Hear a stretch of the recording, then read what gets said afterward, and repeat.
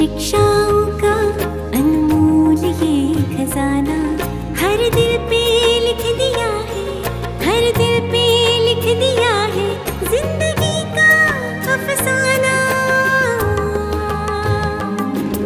अमूल्य रतन, अमूल्य रतन, अमूल्य रतन। ये श्रृंखला सर्व आत्माओं के पिता परमात्मा शिव के द्वारा उच्चारित महावाक्यों के संकलन पर आधारित है। ओम शांति। गॉडलीवुड स्टूडियो द्वारा प्रस्तुत अमूल्य रत्न में आप सभी का हार्दिक स्वागत है। नवयुग अर्थात सतयुग को हम गोल्डन एज अर्थात स्वर्णिम युग भी कहते हैं, परंतु इसकी स्थापना का आधार है वर्तमान पुरुषोत्तम संगम युग, जिसे हम हीरक युग यानी डायमंड एज भी कहते हैं, जबकि स्वयं परम पिता परमात्मा अपनी सर्व शक्तियों, सर्व गुणों व सर्व संबंधों से त्रिमूर्ति कर्तव्य करवाते हैं। इन दोनों युगों के महत्व व इनके अंतर को आज हम ईश्वरीय महावाक्यों द्वारा समझेंगे और इन महावाक्यों के स्पष्टीकरण के लिए हमारे मध्य हैं प्रजापिता ब्रह्मा कुमारीज ईश्वरीय विश्वविद्यालय के वरिष्ठ राजयोगी शिक्षक आदरणीय राजू भाई साहब। फिर सब आपका आज के एपिसोड में बहुत बहुत स्वागत है। फिर सब आज हम बात करेंगे 7 जनवरी 1980 के महावाक्यों पर, जिसका टॉपिक है संगम युगी बादशाही बनाम सतयुगी बादशाही। वैसे परमात्मा कहते हैं कि संगम युग है ही बेगमपुर, संगम युगी सर्व ब्राह्मण बेगमपुर के बादशाह हैं। सतयुगी बादशाही इस संगम युग की बेगमपुर की बादशाही के आगे कुछ भी नहीं है। वर्तमान समय की प्राप्ति का नशा, खुशी सतयुग की बादशाही से पदम गुणा श्रेष्ठ है। वैसे इस श्रेष्ठता को थोड़ा और विस्तार से बताएं। परमात्मा हम सबको संगम युग पर बेगमपुर का बादशाह बनाते हैं, किसी भी प्रकार का गम नहीं, क्योंकि स्वयं भगवान हमारा साथी है, जिसका उसके साथ सर्व संबंधों से संबंध जुटा हुआ है, उसके लिए कोई गम आ ही नहीं सकता, कोई चिंता है ही नहीं। परमात्मा कह रहे हैं सतयुग की बादशाही से भी ये संगम की बादशाही, जिसमें परमात्मा का साथ है, उनकी हर पल मदद है, उन जैसा बेगमपुर का बादशाह और कोई नहीं। अगर इस समय हम ब्राह्मण जीवन में खुशी का, आनंद का, सुख का अनुभव कर रहे हैं, तो कॉन्ट्रास्ट के आधार से इस समय उसकी बहुत वैल्यू है। सतयुग के अंदर सब सुखी हैं, सब खुशनुमा हैं, लेकिन वहाँ पर कॉन्ट्रास्ट नहीं है, दुख और सुख का कॉन्ट्रास्ट नहीं है। इसलिए परमात्मा कह रहे हैं संगम युगी आत्माओं को अगर खुशी का अनुभव है, सुख का अनुभव है, आनंद का अनुभव है, तो उसके पीछे उनको कॉन्ट्रास्ट पता है कि ये लोग कितने दुखी हैं सारा संसार, और बाबा ने हम सबको अपना बना करके ऐसा श्रेष्ठ बनाया है जो किसी भी प्रकार की चिंता नहीं, कोई भय नहीं, कोई दुख नहीं, सब बातों से आत्मा मुक्त है। इसलिए वो बेगमपुर की बादशाह पद्मा पदम भाग्यवान है। गम की दुनिया में हम बेगम हैं। गम की दुनिया, चारों तरफ से गम के बादल हैं, और परमात्मा ने अपने बच्चों को उस गम से बाहर निकाला है। बिल्कुल। परमात्मा कहते हैं कि सतयुग की दिनचर्या में प्रकृति में नेचुरल साज जगाएंगे, लेकिन संगम युगी ब्राह्मणों के आदिकाल अमृत वेले से श्रेष्ठता देखो तो कितनी महान है। वहाँ प्रकृति का साधन है और संगम युग पर आदिकाल अर्थात अमृत वेले कौन जगाता है? स्वयं प्रकृति का मालिक भगवान तुम्हें जगाता है। कई बच्चों को बहुत अच्छे ऐसे अनुभव हैं कि अगर वो सोए हुए हैं, अमृत वेला शुरू हो गया, तो जैसे स्वयं बाबा आकर के चारपाई हिला देता है, बच्चे उठो, बच्चे उठो। तो वहाँ पर प्रकृति के साज उठाएंगे, जो परमात्मा सुना रहे थे कि वो प्रकृति के पत्ते हिलेंगे, पेड़ के पत्ते साज का काम करेंगे और उससे देवताएं उठेंगे। लेकिन संगम युग पर प्रकृति का जो मालिक है, प्रकृति पति है, वो स्वयं आकर के उठा रहा है। तो सबसे भाग्यवान कौन? संगम के ब्राह्मण आत्माएं, जिनका संबंध परमात्मा के साथ है। सवेरा होता है, परमात्मा जैसे अपने बच्चों को कहते, बच्चे उठो, बाबा से मिलन मनाओ। परमात्मा कहते हैं कि मधुर साज कौन सा सुनते हो? बाप रोज बच्चे, मीठे बच्चे कहकर बुलाते हैं।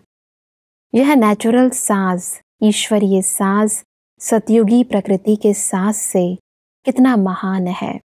संगम पर एक एक मुरली बाबा के महावाक्य जब हम सुनते हैं, जी। कितनी बार मुरली में आता है, बच्चे मीठे बच्चे मीठे बच्चे।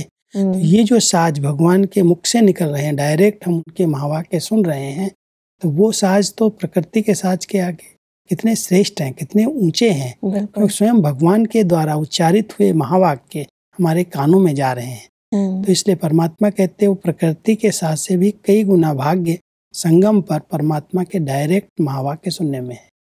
परमात्मा कहते हैं कि साथ साथ सतयुग के संस्कार और प्रारब्ध बनाने व भरने का समय है।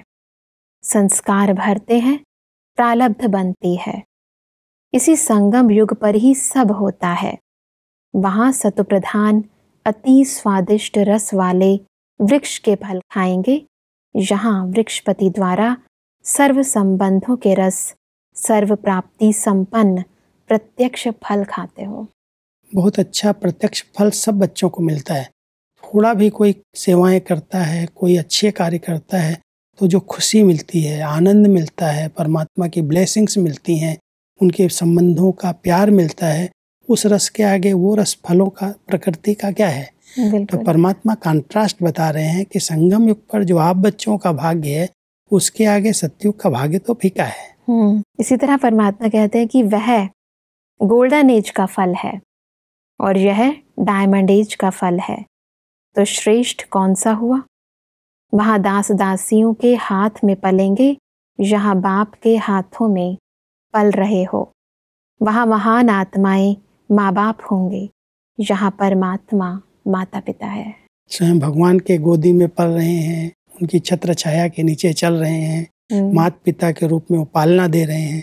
सतयुग में तो महान आत्माओं की पालना मिलेगी और यहाँ स्वयं भगवान की परमात्मा की पालना मिल रही, तो कितनी श्रेष्ठ है। इसलिए कॉन्ट्रास्ट को ध्यान में रखेंगे ना, तो संगम युगी जीवन बहुत महान अनुभव होगी। बिल्कुल। परमात्मा कहते हैं कि वहाँ रतन जड़ित झूलों में झूलेंगे। यहाँ सबसे बड़े ते बड़ा झूला कौन सा है? बाप की गोदी झूला है। बच्चे के लिए सबसे प्यारा झूला माता पिता की गोदी है। सिर्फ एक झूला भी नहीं, भिन्न भिन्न झूलों में झूल सकते हो। अतीन्द्रिय सुख का झूला, खुशियों का झूला, वहाँ रतन जड़ित झूला है और यह झूला कितना महान है। यही सूक्ष्म है झूला, ये दिखाई नहीं दे रहा है, लेकिन आत्मा जो इतनी संगम पर प्राप्तियां कर रही है, उसके आधार से वो खुशी के अंदर, अतीन्द्रिय सुख के अंदर मग्न हो जाती है, जैसे वो झूले में झूल रही है। तो परमात्मा कह रहे हैं कॉन्ट्रास्ट करो, वो रत्नों के झूले पर, रतन जड़ित झूले पर आप बैठेंगे, उसका सुख क्या होगा। और संगम युग पर जो परमात्मा की गोदी का झूला मिल रहा है, जो अतीन्द्रिय सुख का, भिन्न भिन्न गुणों के रस का झूला मिल रहा है, ये कितना श्रेष्ठ और महान है। इस झूले में झूलने वाली आत्माएं कितनी श्रेष्ठ हैं, ऊंचे हैं। एक एक बात की स्मृति दिला करके परमात्मा हम सबको वो सम्मान दिला रहा है कि सतयुग तो ठीक है, वो तो सृष्टि आएगी, तो गोल्डन एज है, और संगम युग डायमंड एज है। इसलिए इस संगम के भाग्य को कम नहीं समझना। परमात्मा कहते हैं कि वहाँ रत्नों से खेलेंगे, खिलौनों से खेलेंगे, आपस में खेलेंगे, लेकिन यहाँ बाप कहते हैं सदा मेरे से जिस भी रूप में चाहो उस रूप में खेल सकते हो।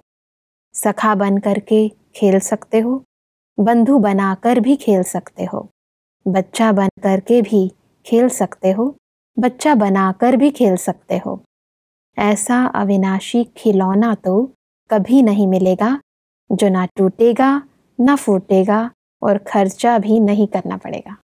एक तरफ है खिलौना खेलने के लिए ज्ञान रतन है, और दूसरी तरफ परमात्मा के साथ, उनके सर्व संबंधों के साथ हम खेल रहे हैं। कभी सखा बना लेते हैं, कभी बंधु बना लेते हैं, कभी खुद बच्चे बन जाते हैं, कभी उसको बच्चा बना लेते हैं। तो भिन्न भिन्न संबंधों से परमात्मा कहता है ये खिलौना तो टूटने वाला ही नहीं। वो खिलौने टूट सकते हैं इधर उधर, लेकिन ये खिलौना अगर इससे खेलने की आदत बन गई, ज्ञान रत्नों से खेलना सीख गए, परमात्मा के साथ खेलना सीख गए, इससे बड़ा भाग्य और क्या होगा। आगे बढ़ते हैं तो परमात्मा कहते हैं कि वहाँ आराम से गदेलों पर सोएंगे। यहाँ याद के गदेलों पर सो जाओ। वहाँ निद्रा लोक में चले जाते हो, लेकिन संगम पर बाप के साथ सूक्ष्म वतन में चले आओ। ये भी एक बहुत अच्छी बात है। सोने के तरीका भी परमात्मा सुना रहे हैं जी। कि वहाँ तो चलो अच्छे अच्छे बड़े बड़े मोटे गद्दों पर सोओगे, और संगम युग पर भले कोई ऐसे गद्दे नहीं हैं, पट में कोई सो रहे हैं, दरी पर सो रहे हैं, लेकिन याद की गोदी में सो रहे हैं, सूक्ष्म वतन की सैर कर रहे हैं। वो निद्रा लोक में जाएंगे और यहाँ पर हम सूक्ष्म लोक में सैर करते हैं। परमात्मा कहते हैं कि वहाँ के विमानों में सिर्फ एक लोक का सैर कर सकेंगे। अब बुद्धि रूपी विमान द्वारा तीनों लोकों का सैर कर सकते हो।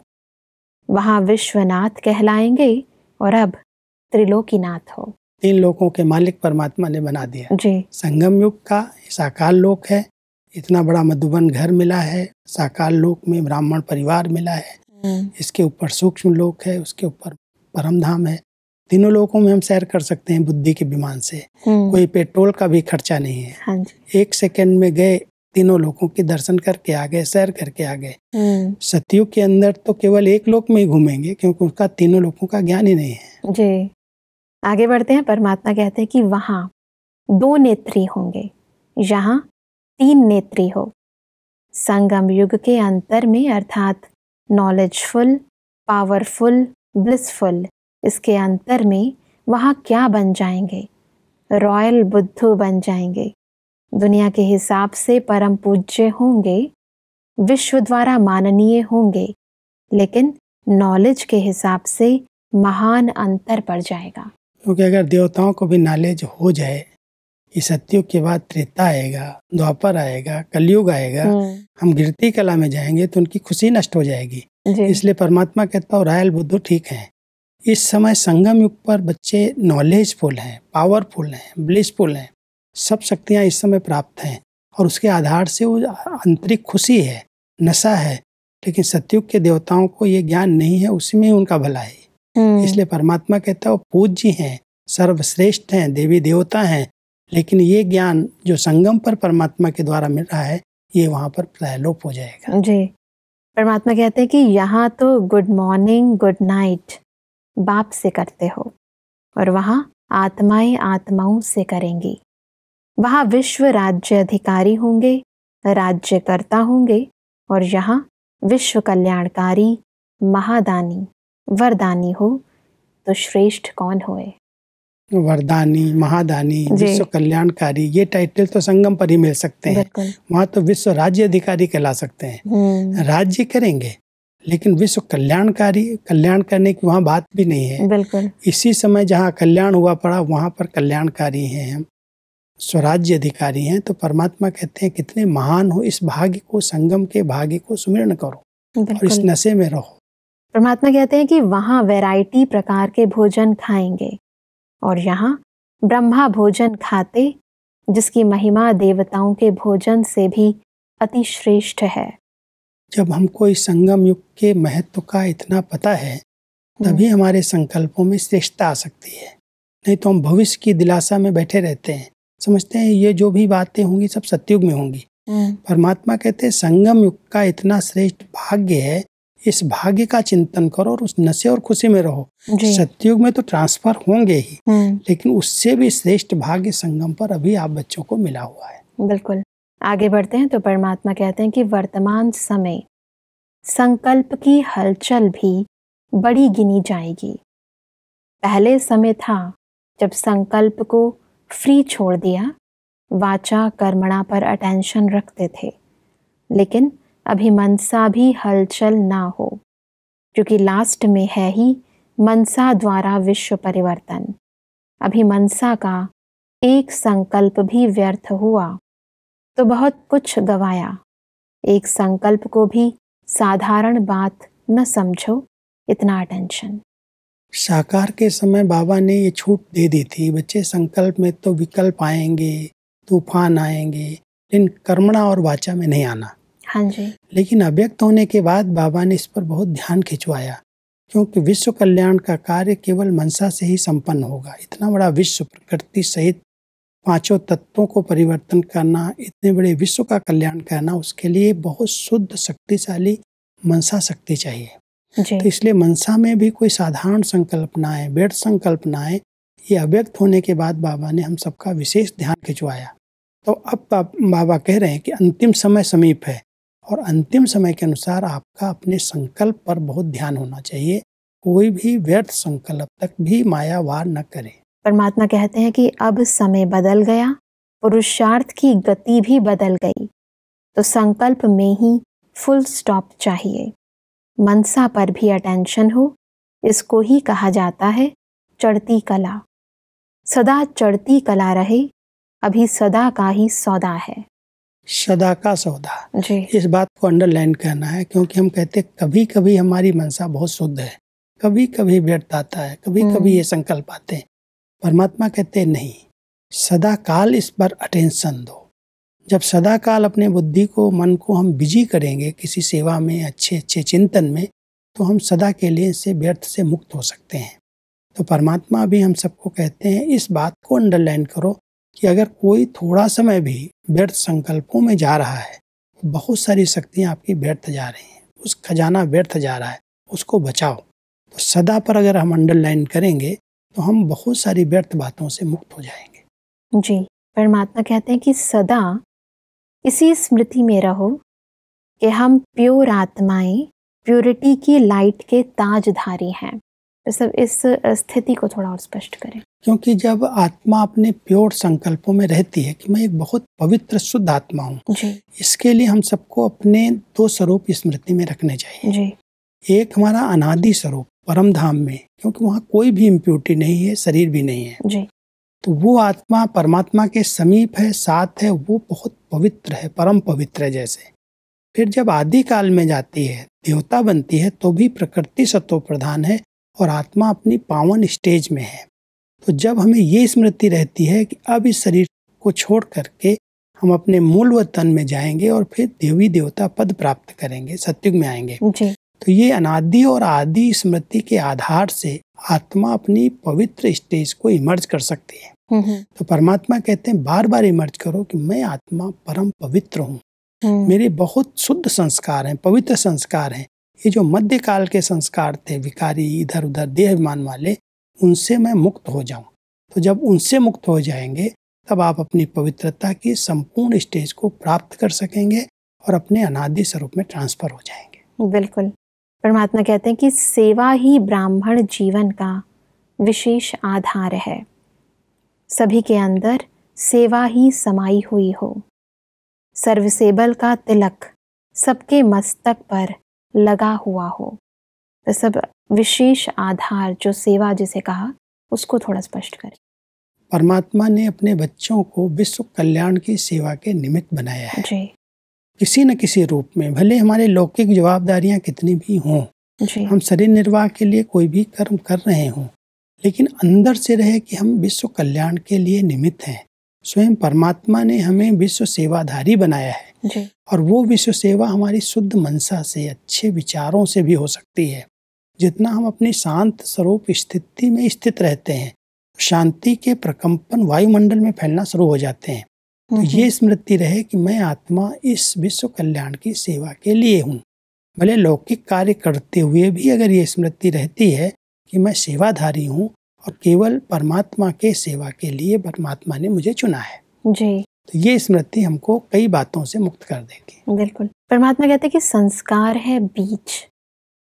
अगर बीज खत्म हो जाएगा तो वृक्ष पैदा नहीं होगा। बीज वृक्ष को पैदा ना करे, उसके लिए उसे आग में जलाया जाता है। तो कमजोरियों के संस्कार रूपी बीज को याद के लगन की अग्नि में जला दो तो वृक्ष पैदा नहीं होगा, अर्थात मन, वाणी और कर्म में कमजोरी आएगी ही नहीं। एक बहुत अच्छी विधि है। वैसे भी स्थूल में अगर बीज को हम भून देते हैं, जला लेते हैं, तो उसको बीज को कहीं भी रख दो, उसमें कभी भी अंकुर नहीं निकलेगा क्योंकि जला हुआ है। जी। ऐसे ही बीज आए और उनको हम छिपा करके कहीं मटके में, कहीं घड़े में कहीं रख दिया, तो जब उसको हवा पानी मिलेगा, मिट्टी मिलेगी, तो फिर से अंकुर निकल आएगा। तो परमात्मा कहता है जो भी आपके संस्कारों में बुराइयां हैं, कमी हैं, कमजोरियां हैं, वो संस्कारों के अंदर चली गई हैं। अब उन संस्कारों को, कमजोरियों को समाप्त करने के लिए आपको योग अग्नि चाहिए। योग अग्नि के अंदर तपाना, संस्कारों को जला देना। जब वो जल जाएंगे तो फिर अंकुरण कोई भी विकार बार बार इमर्ज नहीं होगा। आज हम प्रतिज्ञा करते हैं हम क्रोध नहीं करेंगे, कल कोई ऐसे कारण बनते फट से गुस्सा आ जाता है। कारण है कि हमने इस बीज को जलाया नहीं है। हाँ जी। बीज अंदर है, हम समझते हैं हमारे को अच्छा संग, अच्छा वातावरण, अच्छा जब तक है तब तक तो बहुत अच्छे हैं, बिल्कुल। लेकिन जब वो नेगेटिव वातावरण बनता है, जब हमारे विपरीत बातें आती हैं, उस समय ध्यान देने की आवश्यकता है। हाँ, अगर बार बार हमारे अंदर से काम, क्रोध, लोभ ये विकार उत्पन्न हो रहे हैं, आज बहुत अच्छे हैं और कल फिर से उत्पत्ति होती है, माना हमने बीज को जलाया नहीं है। और जलाने के लिए हमने तपस्या नहीं की, योग को अग्नि नहीं बनाया। बहुत सरल रूप से हम परमात्मा को याद कर रहे हैं, लेकिन एक पावरफुल योग हो जिसमें एकाग्रता ऐसी हो कि उस एकाग्रता की लगन की आग में हमारे संस्कारों का बीज खत्म हो जाए, फिर ये विकार उत्पन्न नहीं होंगे, काया ही शीतल बन जाएगी। किसी भी प्रकार काम, क्रोध, लोभ कोई भी विकार वार नहीं करेगा। परमात्मा इसलिए कहते हैं कि जैसे होली जलाने में होशियार हो, ऐसे होली यानी पवित्र बनने की होली जलाना, तो होली यानी पवित्र हो जाएंगे। कमजोरियों को जला दिया तो विघ्न विनाशक बन जाएंगे। लौकिक जीवन में भी होली का त्योहार बहुत धूमधाम से मनाते हैं जी। और होली जलाने के लिए सब लोग एकत्रित होते हैं, लकड़ियां इकट्ठी करते हैं, बहुत उमंग उत्साह से होली गाते भी हैं और उसके बाद फिर होली का दहन करते हैं। जी। परमात्मा कहते हैं जो बीतती बातें हैं, जो भी कमजोरी की बातें हैं, उनको होली की तरह जला दो जी। और आत्मा होली बन जाए, पवित्र बन जाए, शुद्ध बन जाए। उसके लिए एक दूसरे के ऊपर श्रेष्ठ संग का रंग लगाओ। जो आपकी पवित्रता है, उस पवित्रता के वाइब्रेशन से दूसरी आत्माओं को भी पवित्र बना दो। स्थूल रंग तो कपड़ों को खराब कर देगा, चेहरे को खराब करेगा, लेकिन परमात्मा हमको कहते हैं सच्ची होली यही है कि आप एक दूसरे को पवित्र विचारों का संग का रंग लगा दो जी। तो वो सच्चा होली बन जाएगा। इसलिए होली को जैसे हम बहुत उमंग उत्साह से मनाते हैं, ऐसे ही परमात्मा कहते हैं आत्मा को होली बनाओ, पवित्र बनाओ, शुद्ध बनाओ।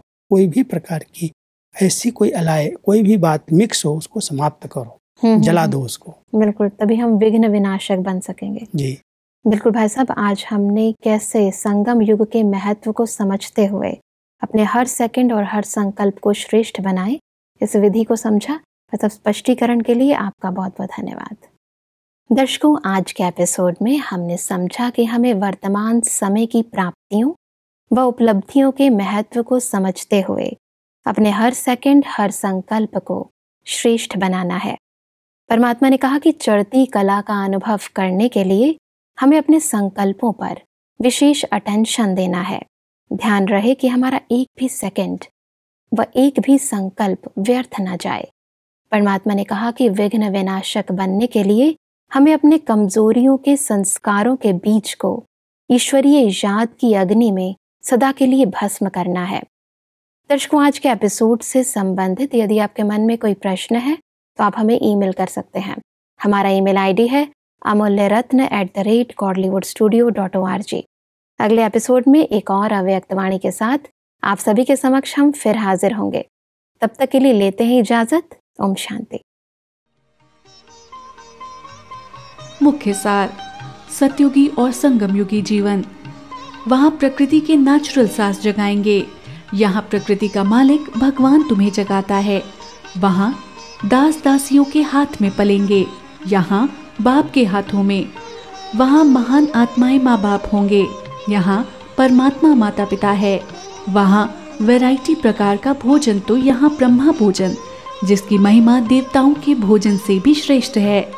वर्तमान समय संकल्प की हलचल भी बड़ी गिनी जाएगी। जैसे खून के बिना शरीर बेकार है, वैसे ही सेवा के बिना ब्राह्मण जीवन।